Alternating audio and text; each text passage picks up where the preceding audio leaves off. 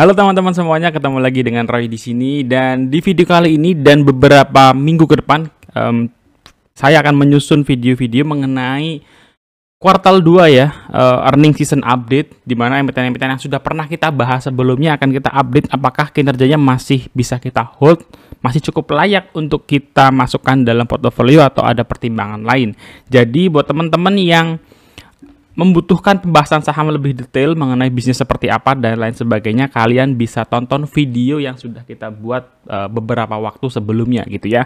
Dan seperti biasa disclaimer on dulu bahwa pendapat di sini adalah investment research ya, tidak ada ajakan jual beli maupun menjatuhkan stakeholders tertentu.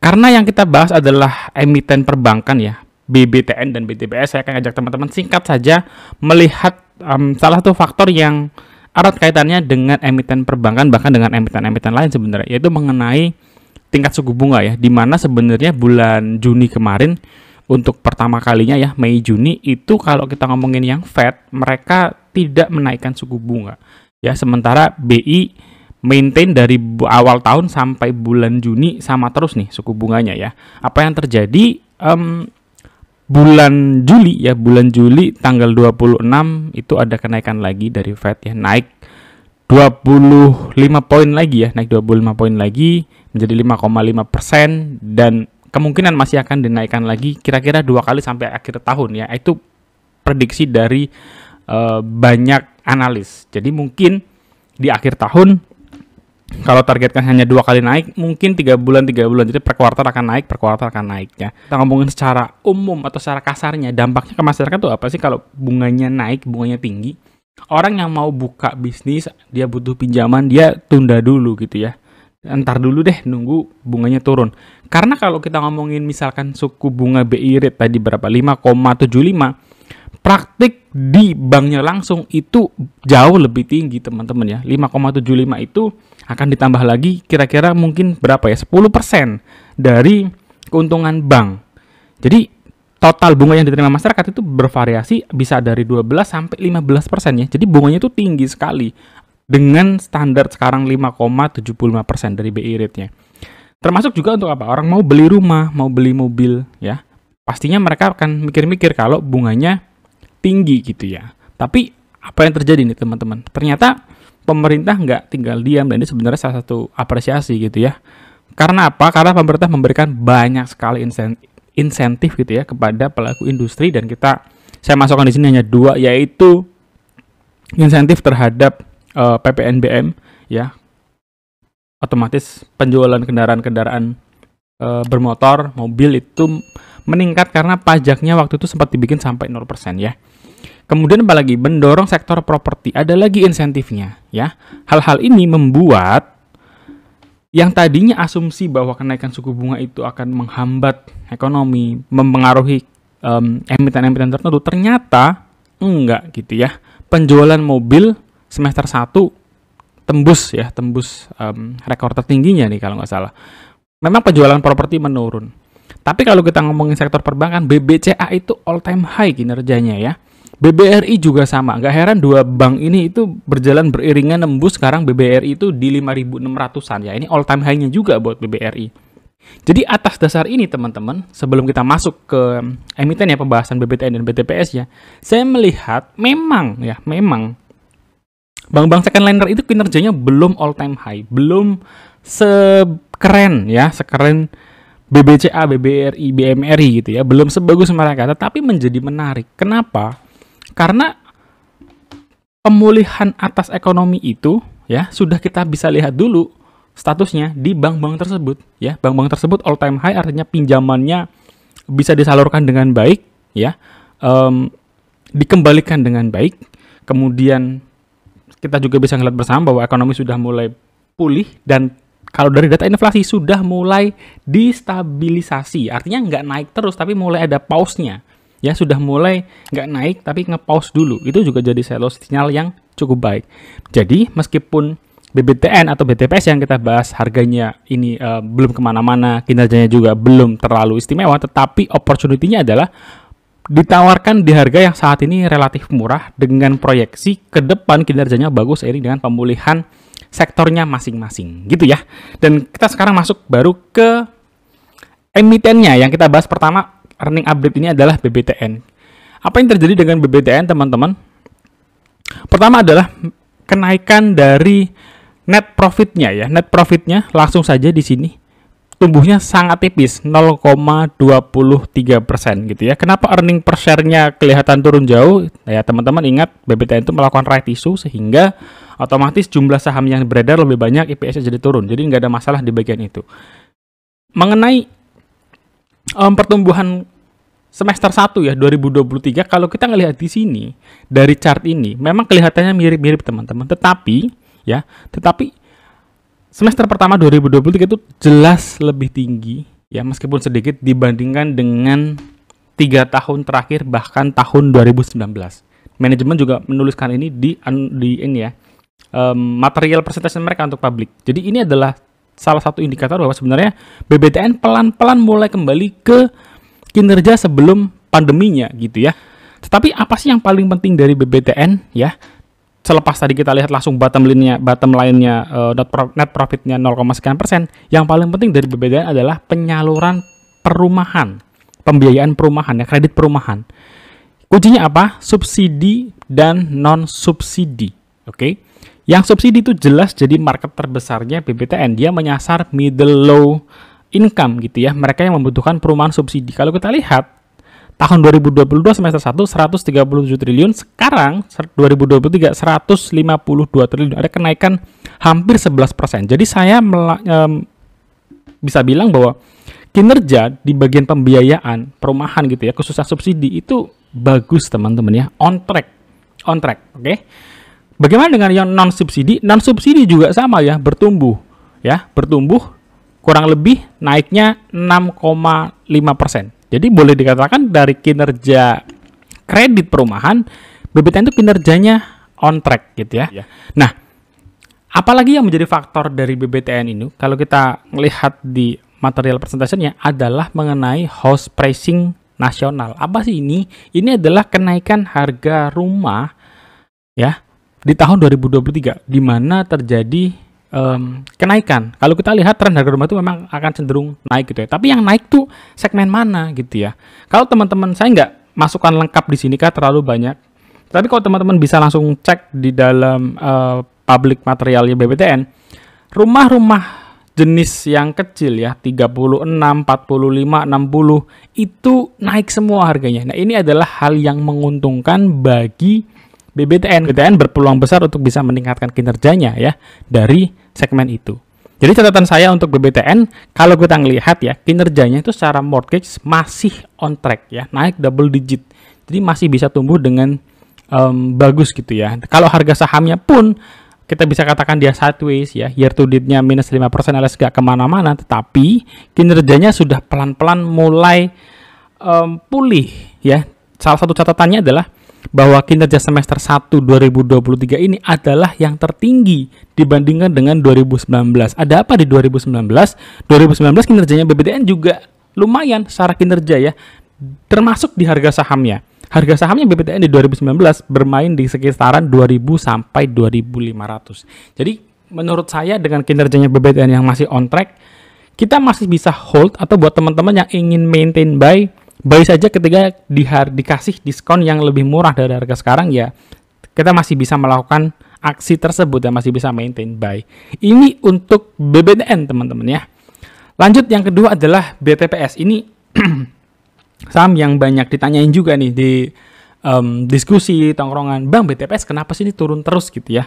Jadi kita lihat dulu kenapa sih saham ini mengalami penurunan, khususnya kalau kita baca berita itu beritanya langsung to the point tapi nggak dikasih penjelasan biasanya. Laba BTPS turun sekian puluh persen gitu ya, turun sekian ratus miliar, itu udah. Tapi kita nggak tahu kenapa dia turun, bagian mana yang menyebabkan dia turun. Ini yang mau kita coba pelajari di sini. Ya, nih, dari kinerjanya dulu, dari pendapatannya dulu, BBTN itu dari pendapatan masih bagus ya. Ada kenaikan meskipun ya tipis-tipis gitu ya, tipis-tipis. Tapi kalau kita lihat di sini ya, margin income-nya naik ya. Naiknya berapa? 10% year on year-nya. Jadi secara kinerja ya, secara kinerja bisnis core-nya dia mengenai pembiayaan itu naik ya naik. Net margin income-nya juga naik, teman-teman. Ya. Nah, tetapi kenapa laba bersihnya yang di kuartalan 2, khususnya kuartal 2 ini turun? Itu terjadi karena ada write off. Apa itu write off? Waduh, saya lupa nyantumin capturean. Saya ambil dari captureannya OJK atau pengertian write off, yaitu jumlah uang yang sudah bisa masuk lagi di dalam neraca. Jadi harus dihapus dulu. Bukan berarti, teman-teman, write off ini orang yang berhutang gitu ya, lepas tangan begitu saja, tetap ada penagihan. Suatu saat kalau itu tertagih, itu masuk lagi ke dalam pendapatan gitu ya, pendapatan lain-lain. Tetapi untuk saat ini diilangin dulu ya, di write off dulu. Jumlah write off-nya, teman-teman, naik cukup signifikan. Tahun lalu mereka mem-write off 420 miliar, tahun ini di write off 625 miliar. Ya, jadi ini bebannya si BTPS yang meningkat. Kalau kita ngelihat di sini ya. Nah, beban-beban ini tentu saja mempengaruhi, dan sebenarnya setiap perbankan itu sah-sah saja dan harus gitu ya untuk punya penyisihan kerugian penurunan nilai. Kenapa? Karena ini kan bisnisnya perbankan, di mana penyaluran kredit pasti ada risiko bahwa kredit itu nggak balik gitu ya. Khususnya BTPS, mungkin ini adalah bisnis risk dari ultramikro industri gitu ya. Kita tahu bahwa ultramikro itu ketika meminjam uang, memang jumlahnya nggak besar-besar, tetapi tidak ada jaminan. Ini yang saya tahu. Mungkin teman-teman bisa menambahkan ya di kolom komentar, bener nggak sih nggak ada jaminan? Karena ini yang saya tahu gitu ya. BTPS itu membangun sebuah kelompok, kemudian kelompok itu punya usahanya masing-masing, divalidasi. Jaminannya secara tidak langsung adalah keberlangsungan usaha dari para peminjam gitu ya. Nah, jadi ini yang membedakan BTPS dengan bank-bank yang seperti BBTN ataupun BBCA, BBRI yang ketika melakukan peminjaman itu ada jaminannya. Suatu saat pinjamannya bermasalah, jaminannya bisa dilelang dan uangnya masuk kembali untuk menutup ya sebagian loss dari kerugian tersebut. Kalau mengenai prospek bisnis, sebetulnya teman-teman, apa yang dicantumkan oleh BTPS di dalam laporan keuangannya itu buah si malakama. Kenapa saya lebih suka BTPS dibandingkan dengan bank-bank digital? Dan menurut saya BTPS nggak perlu terlalu genjot-genjot digital gitu ya.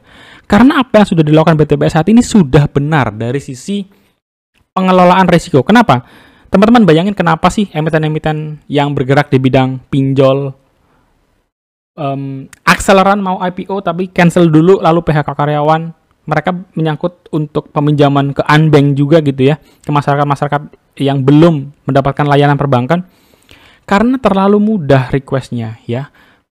Perusahaan-perusahaan online, digital online pembiayaan ya, seperti akseleran dan lain-lain itu tidak punya tim yang terjun langsung ke lapangan. Beda dengan BTPS yang punya tim di lapangan-lapangan yang bisa memaintain, memonitor perkembangan usaha dari ultramikro tersebut sehingga mereka berani memberikan jaminan. Kalau BTPS masuk ke area digital dengan kemudahan pinjaman tanpa adanya tim di bawah, saya worry bahwa write off-nya bakal terus membebani laju BTPS ke depan gitu ya. Meskipun jangkauannya lebih luas, tapi ingat kalau makin mudah kita minjem, potensi untuk bisa gagal bayarnya mungkin ya bakal makin membesar juga. Nah, jadi untuk catatan mengenai BTPS teman-teman, kalau secara kinerja ya pembiayaan BTPS tidak ada masalah, kinerjanya on track ya. Apa yang kita lakukan kalau kinerjanya on track ya hold saja gitu ya. Tetapi yang jadi masalah adalah beban write off dari BTPS yang tinggi gitu ya. Dan ini nggak terlalu bagus untuk pendapatannya BTPS. Kenapa hal ini menjadi concern? Ya tadi write off saja 600 sekian miliar. Kalau itu setengahnya saja dikurangin, harusnya kuartal 2 BTPS lebih oke gitu ya secara laporan keuangan. Tetapi nyatanya write off-nya besar gitu kan. Nah, concern saya adalah kalau write off-nya ini besar karena masyarakat-masyarakat yang meminjam ke BTPS ya, itu bisnisnya masih dalam proses recovery, maka ini bisa kita pertimbangkan dulu bahwa segmen ultramikro tersebut belum pulih benar teman-teman ya dari pandemi. Mereka masih harus berjuang untuk membalikkan kembali gitu ya bisnisnya yang semula mungkin lancar-lancar aja sekarang sedang tertatih-tatih lagi gitu. Saya sering dengar bahwa kelihatannya tuh kalau di ekonomi perkotaan lancar-lancar aja, tapi sebenarnya di masyarakat desa, pedesaan itu sulit ekonominya gitu ya. Ini berita yang saya sering dengar, sering baca di berita juga gitu ya. Nah mungkin ini tercermin juga di laporannya BTPS bahwa beban write off yang tinggi ini pasti karena bisnis-bisnis dari masyarakat yang meminjam ke BTPS sedang nggak terlalu bagus ya di tahun 2023. Harapannya kalau ke depan pemulihan ekonomi itu berjalan dengan baik, banyak insentif yang mereka terima, harapannya write off ini bebannya menurun dan labanya BTPS bisa lebih bagus lagi gitu ya, bisa lebih bagus karena apa? Karena nggak perlu lagi mencadangkan cadangan CKPN tadi ya yang jumlahnya cukup besar. Jadi kesimpulannya apa? Teman-teman, untuk BBTN dan BTPS ini masih on track dari sisi kinerjanya gitu ya. Kuncinya kalau BBTN, pembiayaan perumahannya harus bertumbuh dan itu sudah bertumbuh semester 1 2023 diiringi dengan kenaikan harga rumah. Harga rumahnya naik, artinya pembiayaannya harusnya makin naik gitu ya. Jadi meskipun ada perlambatan, kalau nanti ternyata ada insentif-insentif baru, bisa jadi ya orang lebih banyak yang mengakuisisi rumah, membeli rumah, dan meningkatkan kinerjanya BBTN di akhir tahun 2023. Sementara kalau kita ngomongin BTPS gitu ya, secara kinerja juga on track. Tadi kita udah lihat ya bahwa pembiayaannya dia nggak ada masalah kok. Tetapi cadangan kerugiannya ini yang harus jadi concern karena write off-nya jumlahnya cukup besar. Tapi dibarengi dengan pemulihan ekonomi dan mungkin nanti pemerintah ada insentif-insentif gitu ya ke kalangan-kalangan ultramikro, maka kemungkinan besar jumlah CKPN itu atau write off-nya BTPS ke depan bisa semakin berkurang, dikonvert jadi laba. So untuk dua emiten ini saya masih hold saja gitu ya. Hold, atau kalau kita dikasih harga yang lebih murah, ya kita bisa maintain buy saja gitu ya di harga yang relatif lebih murah dari harga sekarang. Sekarang itu BTPS kalau nggak salah 2.100 dan BBTN di 1.300 atau 1.250. Jadi kurang lebih masih di situ. Diskon 10% lagi juga bisa kita pertimbangkan untuk cicil-cicil ya, akumulasi untuk maintain buy. Itu aja teman-teman video dari saya kali ini. Semoga teman-teman holdernya BTPS dan BBTN bisa mendapat insight dari video kali ini dan lebih yakin ketika kalian hold. Jangan lupa tetap lakukan analisa kalian sendiri. Sampai ketemu guys di next video. God bless you. Bye-bye.